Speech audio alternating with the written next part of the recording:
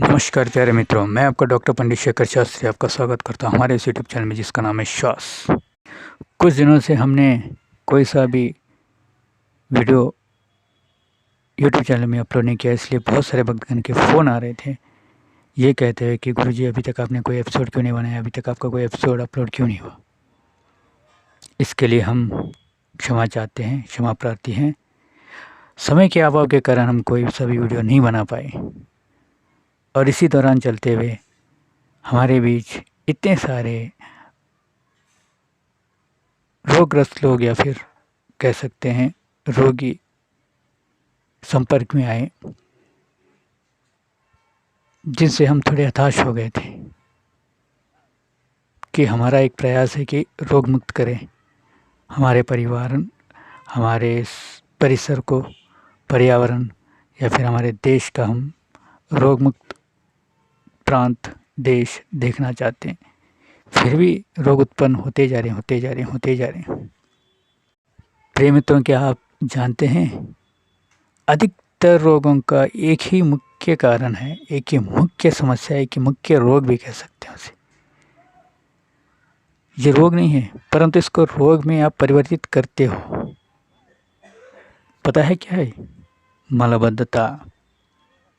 मलबद्धता, अपचन, पाचन क्रिया में समस्या, अजीर्ण होना, जो अन्न नाली का स्रोत जो रहता है वहाँ से लेके सार भाग और किट भाग में जो परिवर्तित होता है वहाँ तक का जो भी प्रक्रिया चलती जाती है, ये सब आपके पाचन क्रिया से लेकर उत्पन्न हुए रोगों जिसके शिकार कह सकते हैं कि 90 से 95% रोगी मलबद्धता के शिकार होने के कारण ही दूसरे रोगों को अपने शरीर में स्वागत करते हैं। जब आप अपना पाचन क्रिया सही रखेंगे तो आपको कोई सा भी रोगों की समस्या होने का प्रश्न ही उद्भव नहीं होता। ये अन्न नाली का स्रोत, जहाँ से मुंह से हम अपना अन्न का सेवन करते हैं, वहाँ से चलते हुए पूरे अन्न नालिका से होकर पेट में होता है, पेट में चला जाता है, वहाँ पर पाचन क्रिया शुरू होती है। जब पाचन क्रिया का प्रारंभ वहाँ से होता है, जैसे बाल जूस ऐसे पैंक्रेटिक जूस कोई सभी, वहाँ पर जो रासायनिक पदार्थ है वहाँ पर पाचन क्रिया में सहायक होते हैं। उसके बाद सार भाग और किट भाग में विभाजित होते हैं। सार भाग हमारे शरीर के पोषण के लिए तैयार होकर निकल जाता है, शरीर के अंग अंग में फैल जाता है, जो कि किट भाग होता है आंतों के जरिए, आंतों से निकलकर गुदा द्वार से बाहर निष्कासित होता है। जो चीज़ निष्कासित होना है उसको निष्कासित होना ही है। यदि वो निष्कासन क्रिया ठीक से नहीं हो पाया तो हो गया आपका समस्या उद्भव हो गया। चलिए इसके बारे में विस्तार से बात करेंगे। 5 या 7 मिनट का तो वीडियो बनेगा ही, इसमें हम आपको कुछ विशेष जानकारी देंगे, क्योंकि आपका स्वास्थ्य ही आपके हाथ है। आपको कहीं से डॉक्टर के पास, किसी गुरुजी के पास, किसी आयुर्वेदिक पंडित के पास जाने की कोई आवश्यकता नहीं है। आपका स्वास्थ्य आपके हाथ है, जो खुद आप बिगाड़ रहे हो। जब आप अपनी प्रक्रिया, अपने पाचन क्रिया या अपने जीवन को अनुशासित बनाए रखेंगे तो कोई समस्या उत्पन्न हो ही नहीं सकता आपके शरीर में। स्वस्थ रखिए अपने शरीर को,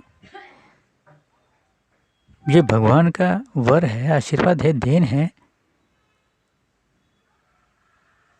तो चलिए, मलबद्धता के कारण क्या है? कार्य कारण भाव कहते हैं आयुर्वेदा में। जो कार्य है उसके पीछे कारण क्या है? तो कारण उद्भव होने से पहले हम इसके लक्षण देखेंगे। आपको भी तो पता चले कि आप मलबद्धता के शिकार हैं या नहीं, या सामने वाला मलबद्धता के शिकार है या नहीं। तो आप भी कुछ लोगों को थोड़ा सा तो सुझाव दे सकते हैं, भैया आप मलबद्धता के शिकार हो, पहले से ठीक कर लो, नहीं तो आगे आपकी समस्या हो सकती है, एक से एक रोग जुड़ सकते हैं आपके शरीर में। तो चलिए पहले लक्षण देख लीजिए। पहली बात तो जैसे हमने अभी बताया, मल का निष्कासन ना होना, गुदाद्वार से मल का निष्कासन नहीं होता रोज़ाना, हर प्रतिदिन सुबह उठते ही शौच के लिए जाना हर मनुष्य का पहले क्रिया होना चाहिए। यदि शौच नहीं हुआ तो आप मलबद्धता के शिकार हैं। 1 से 2 बार हो जाए ठीक है, लेकिन होना ज़रूरी है। मतलब आपका खाया हुआ 24 घंटे में जो भी आपने खाया है उसका जीर्ण हो गया है, पचन क्रिया सही है, सार और किट भाग में आपका अन्न जो है विभाजित हुआ है। यदि आप मलबद्धता के शिकार हैं तो पेट में भारीपन होता है, पेट फूल जाता है, गैस बनी रहती है। निचला पेट जो रहता है जिसे पेल्विक गिल्टल कहते हैं, जिन निचला जो भाग रहता है पेट का उसमें थोड़ा सा दर्द रहता है, हल्का सा, और सख्त रहता है। और डकारी आते हैं वो भी खट्टी डकारी, गैस भरा रहता है, बेचैनी सी होती है, भारीपन रहता है पूरे शरीर में, चेहरे पर मुहासे होते हैं, आलसपन होता है, किसी भी कार्य को करने में कोई भी रुचि नहीं होती, मानसिक तनाव, चिढ़ जाते हैं छोटी छोटी बात पर। टीवी का वॉल्यूम बढ़ गया, बच्चे ने जोर से आवाज़ लगाई, कुछ बर्तन गिर गए, किसी ने बाहर से आवाज़ किया, मोबाइल का फ़ोन रिंग हुआ, चिढ़ जाते हो, मतलब आप मलबद्धता के शिकार हो ही हो। पाचन क्रिया का बिगड़ा हुआ है आपका। और मुंह से बदबू भी आती है, दुर्गंध, मुंह से दुर्गंध, मुंह में छाले, किसी भी चीज़ में ना नहाने में रुचि, ना पूजा करने में रुचि, ना खाने में रुचि, किसी भी चीज़ में भूख भी नहीं लगती है। और कंठ भाग से लेकर जो अन्न नालिका होती है, छाती से लेकर पेट तक जलन सा महसूस करेंगे,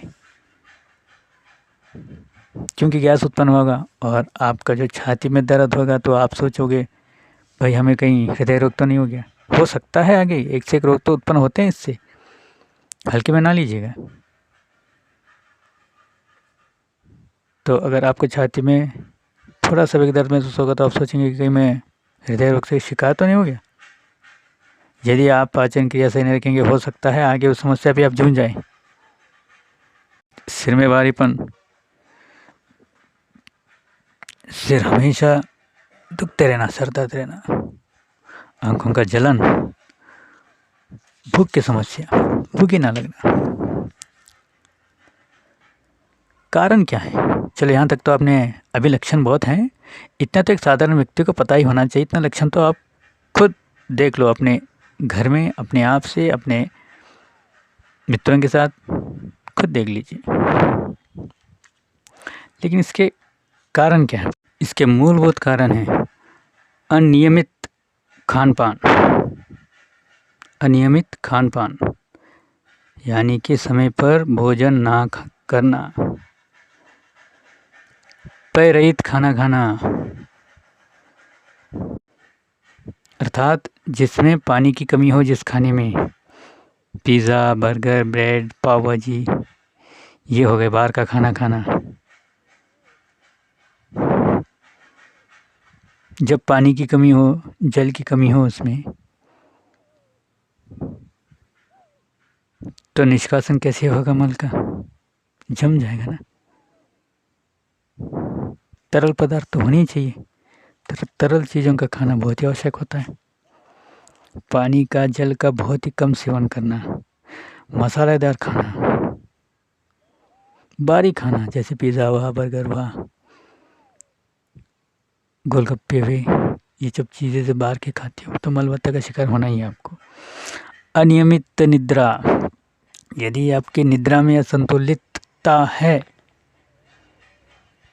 निद्रा में अगर परिवर्तित करते हैं, रात को जागरण करते हैं, मोबाइल में सर्फिंग करते हैं, वो ये, या कुछ लोगों का कार्य भी रहता है कि रात के ड्यूटी रहते हैं और सुबह एक दिन में 8 से 10 घंटे का निद्रा सेवन करना चाहिए। अगर आप निद्रावस्था में 8 से 10 घंटे तक अपने शरीर को आराम नहीं देंगे, अपने शरीर का बोझ कम नहीं करेंगे, तब तक आप निद्रावस्था में नहीं है, निद्रता के शिकार हैं। पूर्ण निद्रा बहुत ही आवश्यक है। लगातार एक ही आसन पर बैठे रहें, जैसे कि इंजीनियर्स होते हैं, ड्राइवर्स होते हैं, ऑफिस में काम करने वाले होते हैं, इन सब का 8 से 10 घंटे के एक ही जगह पर बैठे रहते हैं, कोई भाग दौड़ नहीं रहती, एक ही स्थिति में बैठ जाते हैं, आलसपन का शिकार होते हैं, उनको भी मलबत्ता का शिकार होना ही पड़ता है।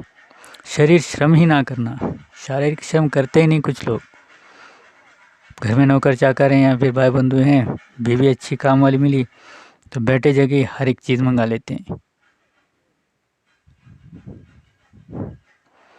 शारीरिक श्रम में कमी, अधिक सोचना, मानसिक तनाव, दुखी होना, तनाव में रहना, बेवजह कुछ लोगों को टेंशन होने में बहुत कुछ होता नहीं है, उसके पीछे कोई वजह होती नहीं, फिर भी टेंशन होते हैं कि देखिए हम पूरा काम कर रहे हैं, ये दिखाने के लिए टेंशन होते हैं। मलबत्ता का शिकार है, खुश रहिए हमेशा, दुखी ना रहिए। तो ये तो हुए कारण, और सारे कारण हैं, लेकिन समय के अभाव के कारण हम कुछ लक्षण और कुछ कारण बता रहे हैं, कुछ उपाय भी बताएंगे। चलिए उपाय के बारे में जानते हैं। यदि ये उपाय है, सिर्फ ना तो उपचार है, ना समाधान है, ना कोई चिकित्सा है, लेकिन चिकित्सा चाहिए तो आप हमें संपर्क कीजिए, क्योंकि चिकित्सा वात, पित्त और कफ के आधारित पर ही चिकित्सा दिया जा सकता है। किसी ने कह दिया डॉक्टर साहब को फ़ोन करके पूछे हमें ऐसा मलबत्ता है तो ये ले लो वो ले लो, वो तात्कालिक आप ठीक हो सकते हो, लेकिन पूरी तरह से नहीं। एक योग्य आयुर्वेदिक पंडित के पास जाइए और उनको नाड़ी परीक्षा के लिए बोलिए। जब नाड़ी परीक्षा करके उनको अगर नाड़ी परीक्षा में कुछ समझ आता है, नाड़ी परीक्षा से उनको पता चलेगा कि आप वात के हो, पित्त के हो, कफ के हो, तो आपको किस आधार पर कौन सा भोजन या फिर कौन सी चिकित्सा देना चाहिए, वो उनके अनुरूप होता है। तो उपाय बताते हैं। नियमित और संतुलित भोजन खाएं और पिएं, खूब पानी पिएं, जितने आपके शरीर को चाहिए, खूब मतलब बाल्टी भर नहीं, जितने आपके शरीर को चाहिए होता है उतना पीजिए। फल सब्जियां ज़्यादा खाइए और सात्विक भोजन ही खाइए। मांस मदिरा का सेवन बहुत ही मतलब छोड़ ही दीजिए, ये हमारे शरीर के लिए अनुकूल नहीं होता। शरीर हमारा मांस खाने के लिए नहीं बना है, मांसाहारी नहीं है। मानव जो होता है शाकाहारी है, जैसे हाथी होता है, घोड़ा होता है, शेर नहीं होता। हमारी प्रक्रिया अंदर का जो चक्की है ये मांसाहारी को पचाने के लिए नहीं बनाया भगवान ने, ये शाकाहारी पचाने के लिए बना हुआ है। इसलिए तो मलबत्ता के शिकार होते हैं ज़्यादातर। और ये कोशिश कीजिए कि खाने के बाद आप थोड़ी देर छोड़कर सौंफ, एक हरी सी छोटी इलायची, हरी इलायची और थोड़ी सी मिश्री खा लीजिए और पानी पीजिए। अपने आप को अनुशासित रखिए, क्योंकि आपका स्वास्थ्य आपके हाथ है। स्वस्थ जीवन ही सुखी जीवन है। आपके पास भले जितने भी पैसे हो, जितने भी धनराशि हो, कोई काम नहीं आएगा। आपको स्वस्थ रहना बहुत ही आवश्यक है। तो इसी के साथ हम आपसे विदा लेते हैं, ये कहते हुए कि यदि आपको कोई चिकित्सा, यदि आप या आपके घर के आसपास के लोग या फिर घर के लोग कोई भी मलबत्ता के शिकार हैं, तो आप हमें संपर्क कर सकते हैं। अपनी टिप्पणी जो पेटी है उसमें अपना सुझाव दे सकते हैं। अगर आपको पसंद आए ना आए हमारी बातचीत करने का तरीका, या फिर हमारी कोई जानकारी, या फिर कुछ ज़्यादा जानकारी चाहते हैं अधिक से अधिक, तो आप लिख के भेज सकते हो। पसंद ना भी आए तो कौन सा आपको एपिसोड पसंद नहीं आए ये भी बताइए, हम अपने आप को सुधारने का